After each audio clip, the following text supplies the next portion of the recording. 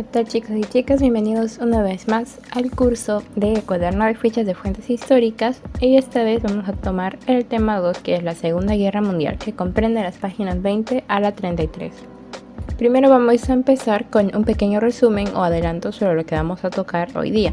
Vamos a hablar sobre la Segunda Guerra Mundial. Este fue uno de los acontecimientos bélicos más importantes de la historia humana. Más de 40 millones de muertos y muchas ciudades totalmente destruidas, con batallas en diversos continentes y niveles inimaginables de crueldad, hacen de este conflicto el de mayores consecuencias en el siglo XX. Es así que para comprender la Segunda Guerra Mundial también es necesario mirar otros aspectos del conflicto, como por ejemplo los aspectos morales que tuvieron que enfrentar los líderes y las personas frente a la guerra. Esto implica comprender cómo se convenció a las poblaciones de que se debía participar en la guerra, o de qué forma se podía ser tolerante con aspectos negativos de los gobiernos de países que en esos momentos eran aliados. Todo ese proceso muchas veces estaba lleno de contradicciones. En resumen, o como adelanto de lo que vamos a tocar hoy día, la Segunda Guerra Mundial trajo a dos bandos que se enfrentaron entre sí. En un bando tenemos a los ejes, que vienen a ser el bando malo, los villanos. Este estaba comprendido por la Alemania nazi, gobernada por Hitler, con Japón, que en ese entonces su símbolo era este, y con Italia, que como sabemos también pasaron sobre esto junto con Mussolini, pasaron con el fascismo y todo, y como que tenían ideas parecidas a los alemanes nazistas, y por eso es que se unieron estos tres. Y contra los aliados. Los aliados vienen a ser los héroes en esta ocasión. Tenemos a la Unión Soviética, que comprende todos los países que estaban en Eurasia, como por ejemplo Rusia y otros más. También está Inglaterra o los británicos, estaba Francia y Estados Unidos, que en ese entonces era un gigante. Un país que podría decirse que era una gran potencia. Antes de comenzar a analizar las fuentes, escoge una de las siguientes preguntas y plantea tu hipótesis inicial. Tienes aquí dos preguntas, puedes escoger alguna, tal como ya hemos visto, para responderla al final de toda esta actividad. Ahora sí vamos a empezar con la lectura de las fuentes. Tenemos la fuente 2.1, la imagen portada del cómic Speed Comics. Podemos ver que hay estadounidenses, como vemos aquí este símbolo de los Estados Unidos, incluso aquí dice US, que es United States, y están batallando contra los soldados nazis. Tienen aquí su símbolo característico, o sea, como ellos entonces estaban en guerra, lo que están haciendo aquí es comunicar, ¿no? Que nosotros, o sea, en este caso los estadounidenses, estamos en guerra y tenemos que ganarle a los alemanes. Fuente 2.2, el afiche soviético de 1941, La Madre Patria te llama. Aquí hay un discurso que es un poco largo y está en otro idioma, está en ruso, pero lo que dice es tratar de alentar a la población de que deben de participar en la guerra por la madre patria, que la madre patria en este caso vendría a ser toda la Unión Soviética, que como les dije no está solamente comprendida por un país, sino por varios, literalmente eran una unión de países, por eso se le dice Unión Soviética. Solamente existía en ese entonces, actualmente ya no existe esta Unión Soviética, todos se separaron y ahora son países individuales, como lo vemos hoy en día. Busca información sobre los autores de las fuentes y el contexto en el que fueron producidas. ¿Son fuentes confiables? ¿Con qué finalidad las hicieron? Bueno, sí son confiables y fueron hechas con la finalidad de motivar a los soldados soviéticos y estadounidenses a batallar contra el nazismo alemán y defender la patria, como les dije. Las fuentes que les digo que son confiables son porque en ese entonces estas se difundieron un montón. En el caso del afiche fue en gran cantidad difundido, y no lo hubieran difundido si fuera algo erróneo, ¿no? Y en el caso del cómic también el autor ha sido una persona muy reconocida y el cómic también en su momento, así que no habría algo de malo en eso. Luego de haber analizado la finalidad con la que se produjeron estas fuentes, responde: ¿crees que fueron efectivos estos medios?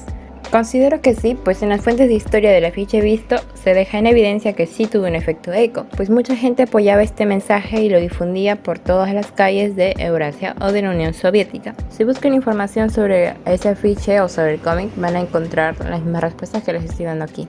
¿Qué tipo de escenario presenta la fuente 2.1? ¿A quiénes estuvo dirigido el mensaje? La guerra entre Estados Unidos con Alemania nazi, eso es lo que representa. Este mensaje estuvo dirigido a los soldados y pueblo estadounidense para que brinden apoyo a su país y reconozcan a Alemania como el enemigo.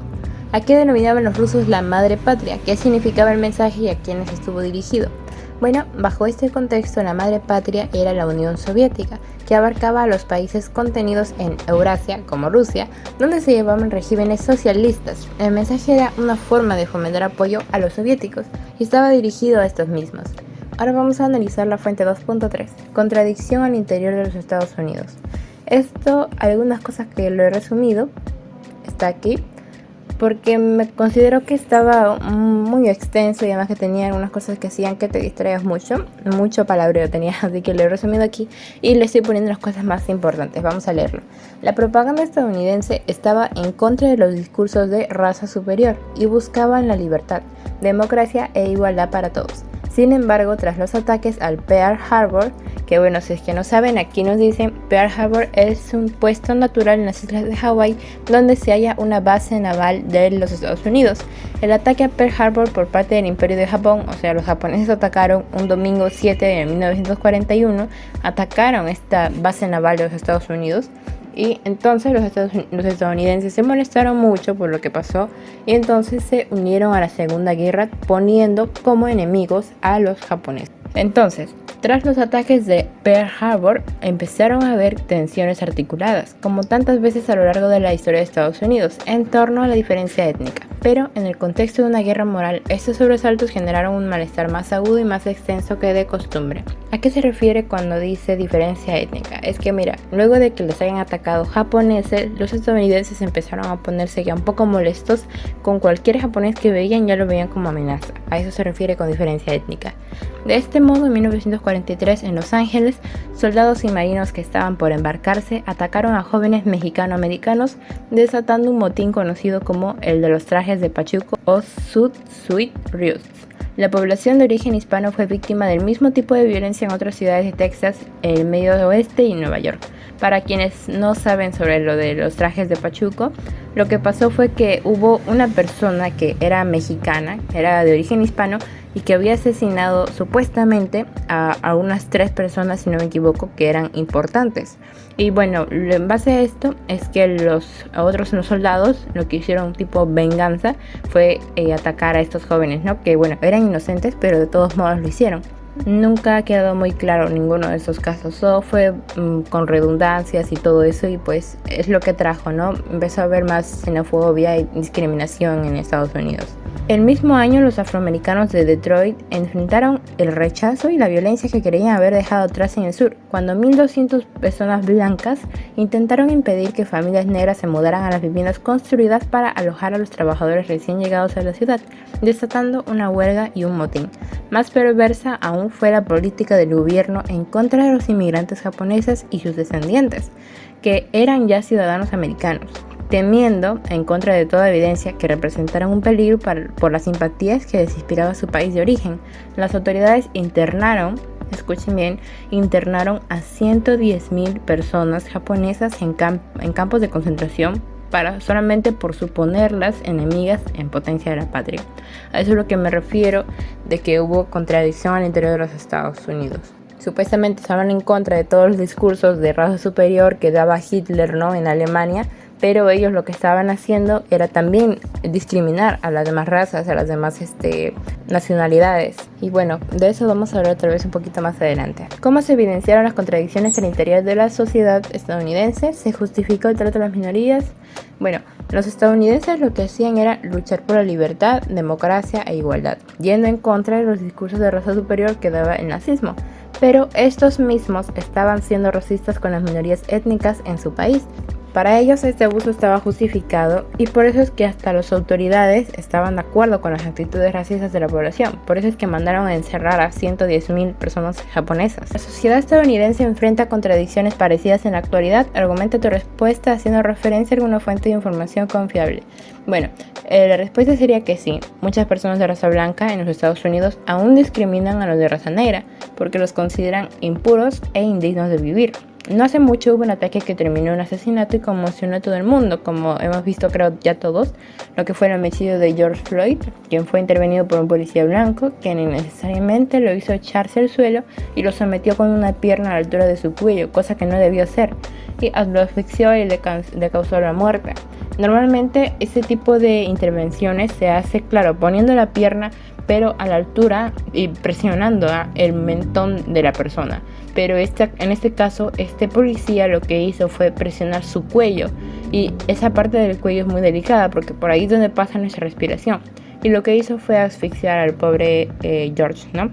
Y bueno, son un tipo de problemas que aún enfrentan actualmente la sociedad de Estados Unidos. ¿Qué tipo de trato recibió la población de origen japonés en territorio norteamericano? ¿Consideras que dichas acciones fueron similares al trato de los nazis hacia los judíos? Justifica tu respuesta.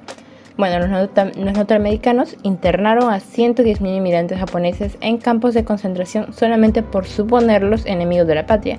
Y sí fueron similares al trato de los nazis con los judíos, porque estos también encerraban a judíos inocentes en campos de concentración donde los maltrataban y asesinaban. ¿En qué se basaba la propaganda norteamericana para justificar su ingreso a la guerra? Bueno, lo que hacía se basaba en el ataque al Pearl Harbor, como les dije, por parte de los japoneses y en ver a estos como una amenaza. Esa se contraponía con la propaganda nazi. Es muy parecido a la propaganda nazi, no se contrapone, o sea, no es contradictoria a esa, es muy parecida. Quienes hacían ver a los judíos como una amenaza racial. Los nazis veían a los judíos como amenaza racial y en el caso de los norteamericanos, así como nos preguntan qué diferencias se evidencian entre cada una, las diferencias son que los norteamericanos consideraban amenaza a los japoneses porque su país estaba en guerra con ellos. Pero los nazis consideraban a los judíos como una amenaza para su raza porque los hacían ver como seres inferiores que malograrían el linaje ario. El linaje ario o los arios eran como que unos alemanes puros, ¿no? Personas gringas de ojos así celestes, azules. Todo era como que un estereotipo inmenso que querían mantener en su población. Veamos la fuente 2.4. El pragmatismo de Churchill. Pasados 3 años, Churchill había revisado esta visión al expresar una pragmática disposición a cenar con el diablo en el mismísimo infierno con el fin de derrotar al nazismo. Una figura retórica que encerraba su odio por el sistema soviético. Aquí una pausa. Lo que quiere decir es que Churchill estaba dispuesto a unirse a la Unión Soviética solamente para derrotar al nazismo. Y él veía a la Unión Soviética como el mismísimo diablo. Aquí vamos a ver por qué. Había identificado algunos de los elementos clave del nazismo y el comunismo tenían en común. Ojo aquí, por favor, estos nos van a preguntar después. Lo que tenían en común el nazismo y el comunismo era la antipatía hacia la religión trascendental, el malévolo papel de la policía secreta y una ideología que organizaba el odio de las masas, ya fuera el capitalismo, la democracia liberal o a razas y clases enteras. Este discurso moral, que por motivos de necesidad nacional Churchill tuvo que dejar de lado en estado de invernación a partir de junio de 1941, nos sirve de punto de partida a la hora de considerar lo que tenían en común el comunismo y el nazismo. Bueno, aquí nos dicen que Churchill tuvo que dejar este discurso, o sea, todo lo que vamos a leer a continuación, porque se unió a la Unión Soviética, o sea, al comunismo. Y bueno, aquí les voy a resumir esta parte de acá, porque tiene mucho relleno, quiero que lo entiendan así de frente. Las comparaciones que van a ver no deben usarse para acusar a un bando y exculpar a otro. O sea, no hay que decir, mira, los comunistas eran buenos porque los nazis eran esto, no, o al revés, nada. Los gulags soviéticos precedieron a los campos de concentración nazi. Los gulags soviéticos eran casi parecidos a los campos de concentración, solo que los gulags eran como que de la Unión Soviética y el otro era de Alemania. La historia del antisemitismo, que es el odio hacia los judíos alemán, precedió al antibolchevismo, que es el anticomunismo. El tiempo ha desempeñado un papel en la distorsión de las perspectivas de la posteridad. Los crímenes nazis se cometieron en su gran mayoría entre 1941 y 1945 y fueron entonces examinados y juzgados en Nuremberg por los vencedores de la Segunda Guerra Mundial, mientras que los crímenes de los bolcheviques, o sea de los comunistas, fueron produciéndose en oleadas a lo largo de un periodo de violencia de 25 años, o sea, mucho más tiempo de violencia que lo que fue el nazismo. La mayoría de las víctimas del comunismo fueron ciudadanos de la multiétnica y políglota Unión Soviética, dado que muchos de ellos fueron asesinados a causa de su nacionalidad. Deberíamos prescindir de la noción de que un régimen asesinó a razas y a otras clases sociales. Por otro lado, es importante señalar que mientras el nazismo fue la manifestación de una extremada forma de egoísmo étnico, en el que los alemanes estaban siempre en lo más alto, la políglota Unión Soviética postulaba de hecho la supresión artificial de la nacionalidad dominante, de forma que obligaba a los ciudadanos de etnia rusa, con mayor o menor sinceridad, a celebrar las culturas populares de tayikos y uzbecos. En resumen, lo que vemos aquí es que tanto la Unión Soviética como los nazistas o alemanes eran villanos, ¿no? Solo que la Unión Soviética pasa a ser antagonista porque se unió al bando de los buenos, pero tenía un historial muy pero muy oscuro, como dice acá. También los soviéticos asesinaron a gente a causa de su nacionalidad. En cambio, los alemanes también hicieron algo parecido, ¿no? Pero no asesinaban por su nacionalidad, sino por su raza.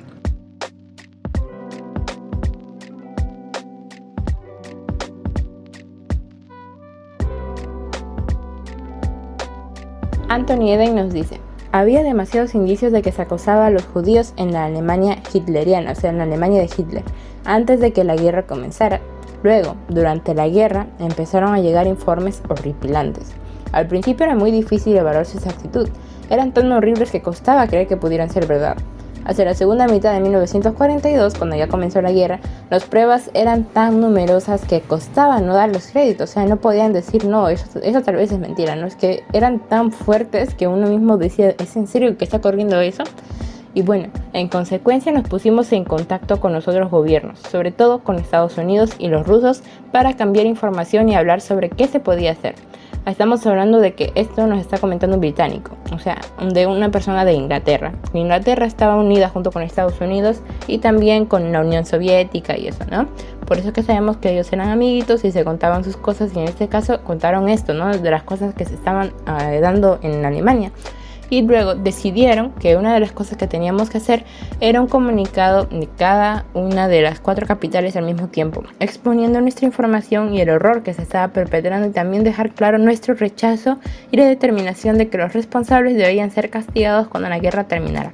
Aquí tenemos en la fuente 2.6 la imagen de los líderes aliados de la conferencia de Potsdam. Estamos viendo al presidente estadounidense, que es Harry Truman, flanqueado por el primer ministro soviético Joseph Stalin en la izquierda, si no me equivoco es este viejo de aquí, Winston Churchill, que es este viejito de acá. Aquí haría falta nada más el que es de Francia, porque eran 4 países aliados. Aquí tenemos a Estados Unidos, a Unión Soviética y Inglaterra. ¿Consideras que la fuente 2.4 es confiable o fiable? ¿Por qué? Sí, porque le pertenece a un historiador británico muy reconocido. ¿Qué trato recibieron los judíos según el ministro británico? ¿Qué se justifica la reacción de los aliados? Bueno, fueron acosados de maneras horripilantes los judíos por los alemanes, y bueno, sí se justifica la reacción que tuvieron los aliados de rechazar todo esto, ¿no? Ya que lo que intentaban era decirle no a esas actitudes, o sea, no apoyarlas, porque afectaban a gente inocente. Para Churchill, ¿cuáles eran los aspectos en común entre nazis y comunistas? ¿Y por qué rechazaba el comunismo soviético? Bueno, eso ya les había mencionado antes, que leía muy bien. La antipatía hacia la religión trascendental, el malévolo papel de la policía secreta y una ideología que organizaba el odio a las masas. Esas eran las cosas que tenían en común los nazis y los comunistas. ¿Y por qué rechazaba a Churchill al comunismo soviético? Porque lo consideraba igual de radical como el nazismo. Él pensaba que eran dos cosas malas, ¿no? Solo que uno estaba en contra del nazismo, y bueno, en cierto modo Churchill consideraba que el nazismo era o iba a ser peor que el comunismo soviético, y por ello es que decidió unirse a los soviéticos. Aquí justo nos preguntan eso. A pesar de su opinión acerca del comunismo, ¿cuál fue el motivo que llevó a Churchill a aceptar como aliados a los soviéticos? Bueno, el hecho de que Inglaterra necesitaba ayuda para derrotar a Alemania, y al ver el poder de la Unión Soviética, que también luchaba contra los nazis, decidió más que bien aliarse a ellos.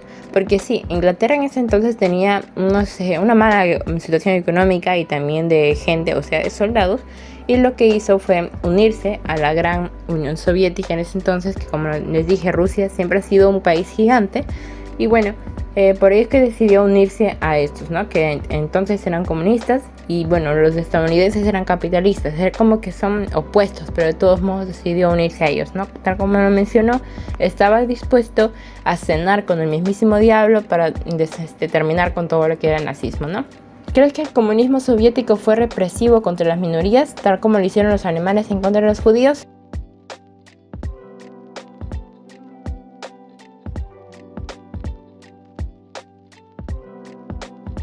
¿Cuáles serían las razones por las cuales no se juzgaron a los jefes del sistema soviético por actos considerados crímenes y asesinatos en contra de su población, como sí se juzgó y castigó a los nazis? Bueno, podría ser porque estos resultaron victoriosos de la guerra y porque además tenían mucho poder e influencia. ¿Cuál crees que fue la intención de los líderes de los países aliados al hacer públicas las fotografías de sus reuniones como la conferencia de Potsdam?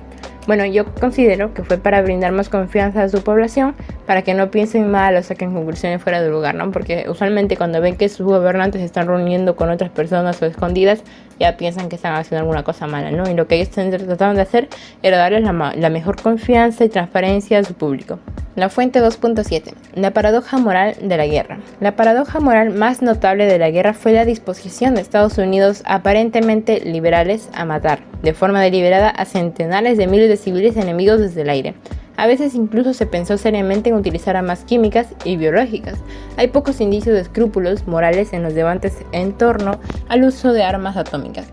Esta paradoja puede explicarse en parte por la decisión deliberada que tomaron las democracias occidentales, o sea, el grupo de los aliados, de salvar las vidas de sus propios ciudadanos, recurriendo a soluciones tecnológicas en vez de estrategias que suponían elevadas pérdidas de recursos humanos, como vendría a ser, ¿no?, que usen a soldados para atacar a los demás, porque eso es pérdida de recursos humanos. Si se mueren ellos, estás perdiendo tu gente. Y a ellos les convenía más usar bombas, que bombas no tienen vida, solamente son para destruir, y solamente causaban pérdidas en los enemigos. La bomba atómica fue la expresión suprema del recurso a la tecnología para infligir daños insoportables, al tiempo que se reducían prácticamente a cero las pérdidas de las democracias, o sea, las democracias también se les dice el bando de los aliados.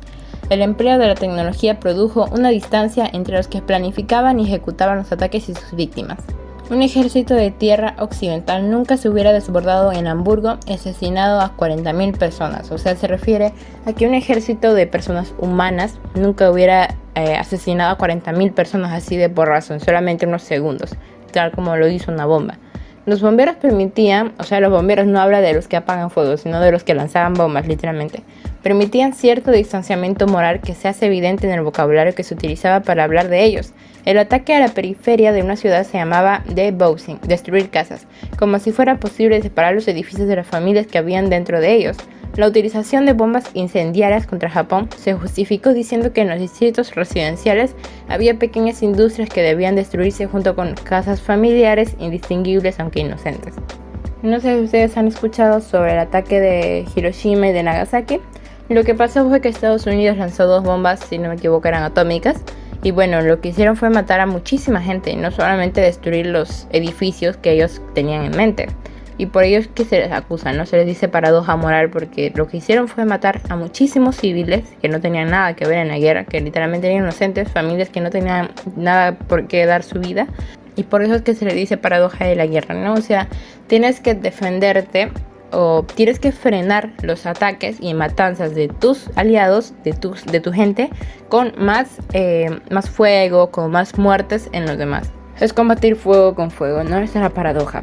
¿Cuál fue la justificación de los aliados para usar armas de destrucción masiva? Cuando hablamos de los aliados estamos hablando de Estados Unidos, de Francia, de Inglaterra y de la Unión Soviética. ¿Por qué ellos usaron las armas de destrucción en contra de sus enemigos? ¿Se puede justificar moralmente el uso de dichas armas aún sabiendo que afectaban a poblaciones civiles inocentes? Bueno, la justificación que dieron, salvar la vida de sus propios ciudadanos usando soluciones tecnológicas rápidas que no significaran pérdida de civiles o de soldados. Moralmente no se puede justificar el asesinato de civiles inocentes, pero en los tiempos de guerra todo es válido. Esa es la paradoja de las guerras, frenar los ataques y muertes con más ataques y muertes. ¿Crees que la propaganda oficial trató de justificar el uso de armas que afectaban a la población civil o fundamental no? Sí, porque lo que se buscaba defender era la población del país que era atacado, y a modo de venganza e intimidación al enemigo se realizaban los bombardeos al país que atacó. Estos bombardeos no se podían medir, tenían un rango largo porque eran bombas atómicas, y si su objetivo era solo destruir una edificación, también se destruían las demás edificaciones aledañas o casas a causa de la explosión. La fuente 2.8. Interpretación de la guerra. Esto lo vamos a resumir en estos pocos palabras, ya que el otro estaba un poco confuso. Eso es lo más importante que deben ustedes de aprenderse. En el caso de la guerra de 1914 a 1918, o sea la Primera Guerra Mundial, los políticos hablaron de la guerra que pone fin a todas las guerras.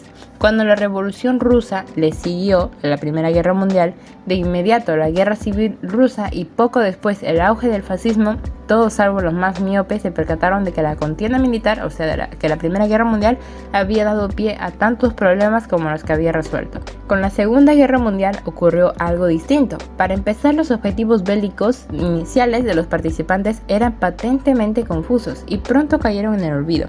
En principio, Alemania esperaba una guerra limitada, o sea, corta. Las potencias occidentales, o sea, los países aliados, solo querían atajar la expansión alemana. Es como que ya, si quieres expandirte, expándete ya, pero no nos molestes. Y la Unión Soviética deseaba que los nazis y los capitalistas occidentales se agotaran entre sí.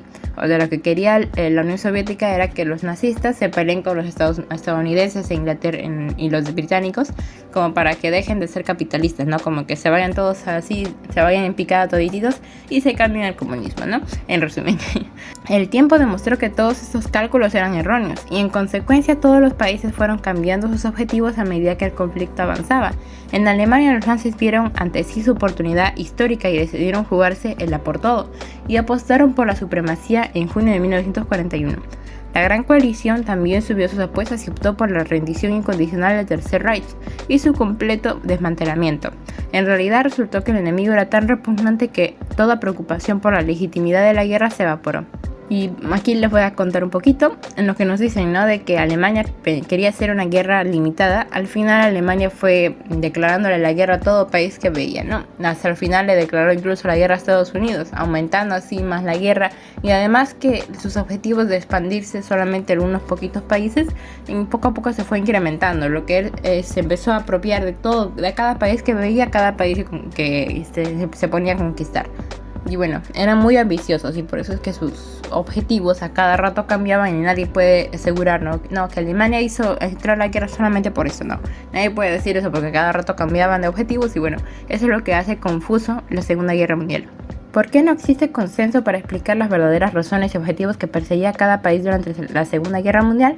Bueno, aquí les voy a explicar unos brevemente nada más, porque las intenciones de cada país cambiaban progresivamente, por lo mismo que se les presentaban nuevas y distintas oportunidades, que llevó a cada país a cambiar sus objetivos durante la guerra. Bueno, vamos a señalar dos casos aquí. El caso de Alemania, que esperaba una guerra limitada pero al final fueron a por todo, y las potencias occidentales que querían atajar la expansión alemana pero al final se opusieron a ella, tal como Estados Unidos, ¿no?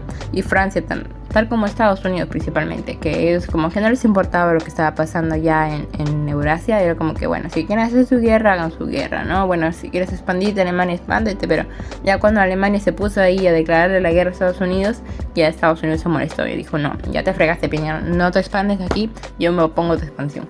¿Por qué se dice que la guerra trajo tantos problemas como los que había resuelto? ¿Concuerdas con dicha afirmación? Esto está respuesto incluso en la fuente. Concuerdo porque luego de la Primera Guerra Mundial surgió la Revolución Rusa, el fascismo, el nazismo, además de otros problemas sociales y económicos. O sea, la Primera Guerra Mundial lo que hizo fue traer más problemas de los que había resuelto. Y ahora sí llegamos a las actividades de cierre. Vuelve a revisar tu pregunta elegida y a partir de un análisis de fuentes realizado, responde. ¿Qué aspectos has encontrado que contribuyen a fundamentar tu hipótesis? Bueno, yo escogí la pregunta que es ¿a qué acciones apelaron los aliados para convencer a sus pueblos de la necesidad de la guerra? Y bueno, las fuentes que me han ayudado a fundamentar mi hipótesis fueron la 2.1, 2.2, 2.3 y 2.7. Me dan a entender que se tomaron como motivo los ataques recibidos al país y la priorización de salvar la vida de sus pobladores, además de dar un contraataque que intente frenar al enemigo. Revisa tu hipótesis inicial. ¿La información que te proporcionan las fuentes contrasta con lo que pensabas al comienzo? ¿Qué fuentes te han ayudado a confirmar o cuestionar tu hipótesis? Bueno, las fuentes 2.1, 2.2, 2.3 y 2.7 me han ayudado a confirmar mi hipótesis. ¿Cuál era mi hipótesis? Bueno, los aliados motivaron a su población a través de medios como afiches e incluso cómics. Ellos tenían el mensaje de luchar por el país para no ser gobernados por las personas inadecuadas como venían a hacer los nazis. Priorizar el salvar vidas aliadas sin preocuparse por los enemigos también. ¿Qué preguntas te surgen y si la información con la que cuentas te permite responderlas? Presenta evidencias de ello, si no, busca información en internet o en fuentes apartes, ¿no? Para responder esa pregunta. ¿Por qué Hitler le declaró la guerra a Estados Unidos? Esta es la pregunta que me surge que no he buscado, o bueno, no he encontrado una respuesta en las fuentes, así que he buscado en otras fuentes más en internet y bueno, podría concluir que lo hice porque de todos modos la guerra con Estados Unidos sería inevitable luego del ataque de Japón al Pearl Harbor, o al menos eso es lo que él pensaba como más probable, porque o sea, Japón era un aliado de los nazis de Alemania. Y entonces es que Estados Unidos le declaraba la guerra a Japón, en algún momento también se iba a meter a atacar a los nazistas, ¿no? Porque ellos lo estaban apoyando. ¿A qué conclusiones puedes llegar sobre la base de las fuentes revisadas? Bueno, concluyo que los países aliados difundieron el mensaje de apoyo al país a través de medios llamativos y más usados. Priorizaban también la vida de su población antes de la población enemiga y defendían sus territorios y repúblicas para que no sean gobernadas por nazistas. Ahora sí, elabora un texto que busque dar respuesta a la pregunta que elegiste. El texto más bien dicho, tiene que tener esos 3 aspectos, 4 que digo. El texto que realices tiene que considerar estos 4 aspectos. 1. La jerarquización o orden de las causas que llevaron al mundo a una confrontación bélica mundial. O sea, decir las causas de la Segunda Guerra Mundial, según lo visto, ¿no? Los aspectos políticos y económicos que implicó la Segunda Guerra Mundial. El rol de la propaganda oficial para convencer a la población de enlistarse a la guerra, o sea, el uso de cómics, de los afiches y eso. Acciones que adoptaron algunos países aliados con el objetivo de enfrentar a los nazis. Esto lo vamos a traten de usar toda esta información para construir su textito. Yo he hecho el siguiente. Mi pregunta es: ¿a qué acciones apelaron los aliados para convencer a sus pueblos de la necesidad de la guerra? Aquí voy a empezar a jerarquizar los motivos de la guerra, ¿no? Todo empezó cuando el nazismo tomó control de Alemania y comenzó a invadir territorios ajenos con la intención de expandirse. Alemania se unía con Italia y Japón, quienes compartían ambiciones similares con los nazistas, y en su búsqueda de más poder amenazaron a países como Inglaterra y Francia para ser invadida, e incluso Japón atacó al gigante de Estados Unidos. La entrada de este último a la guerra marcó una victoria lenta pero definitiva para los aliados. Aún así, al tratarse de enlistarse en una guerra mundial, no dependía de los gobernantes, sino también del apoyo de su población para servir a la patria, porque los pobladores son los que van a ser los soldados, ¿no?